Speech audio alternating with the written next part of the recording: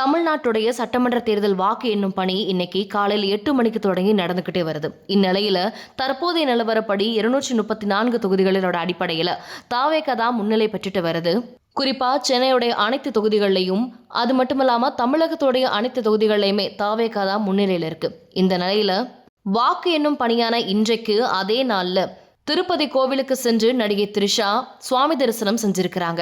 இன்றைக்கு தான் த்ரிஷாவோட பிறந்தநாள் அப்படிங்கறதால அவங்க சுவாமி தரிசனத்துக்கு திருப்பதிக்கு போயிருக்கிறாங்க அப்படின்னு ரசிகர்கள் பலர் சொன்னாலும், இன்னும் ஒரு சிலர் சோசியல் மீடியாவில் தாவேக தலைவர் விஜயும் தாவேக கட்சியும் வெற்றி பெறணும் அப்படிங்கிறதுக்காக தான் நடிகை த்ரிஷா சுவாமி தரிசனத்துக்காக திருப்பதிக்கு போயிருக்காங்க அப்படிங்கிற தகவலும் சோசியல் மீடியாக்கள்ல வலம் வந்துட்டு இருக்கு. இந்நிலையில ஒரு செய்தியாளர் அவங்க கிட்ட கேட்ட கேள்விக்கு கூட, இன்னைக்கு தமிழ்நாட்டுடைய தேர்தல் களத்துல யார் வின் பண்ணுவா அப்படிங்கிற மாதிரி கேட்ட கேள்விக்கு கூட அவங்க புன்னகச்சிட்டு அங்க இருந்து நகர்ந்து போயிருக்கிறாங்க. இந்நிலையில தாவேக வின் பண்ணணும் அப்படிங்கிறதுக்காக தான் அவங்க இன்னைக்கு சுவாமி தரிசனத்துக்கே வந்திருக்காங்க அப்படிங்கிற தகவலும் சோசியல் மீடியாக்கள்ல வைரலா பரவிட்டு இருக்கு.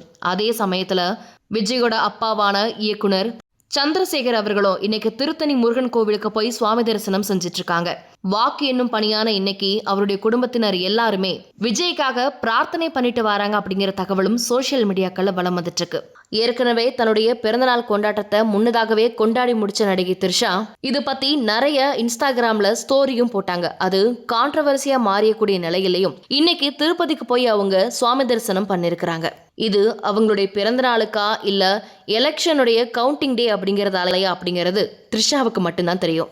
அதே சமயத்துல இங்க தமிழக வெற்றி கழகத்துடைய வேட்பாளர்கள் எல்லாருமே அவங்கவுங்க தொகுதியில தொடர்ந்து முன்னணி வகிச்சுட்டு தான் வராங்க. குறிப்பா ஆளுங்கட்சியா இருக்கக்கூடிய திமுக அமைச்சர்களையே பின்னுக்கு தள்ளி தாவேக குறிப்பா முதலிடம் பிடிச்சிருக்கிறது தமிழக வரலாற்றிலேயே இல்லாத ஒன்று அப்படின்னு பலரும் இது குறித்து தங்களுடைய கருத்துக்களை பதிவு செஞ்சுட்டு வராங்க.